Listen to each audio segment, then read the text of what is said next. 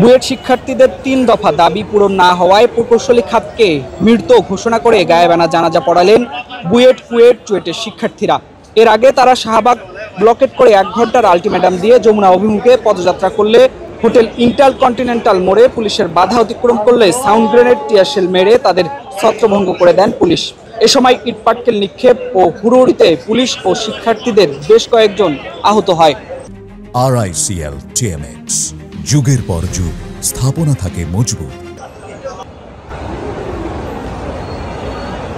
আল্লাহু আকবার। আসসালামু আলাইকুম ওয়া রাহমাতুল্লাহ। আসসালামু আলাইকুম ওয়া রাহমাতুল্লাহ।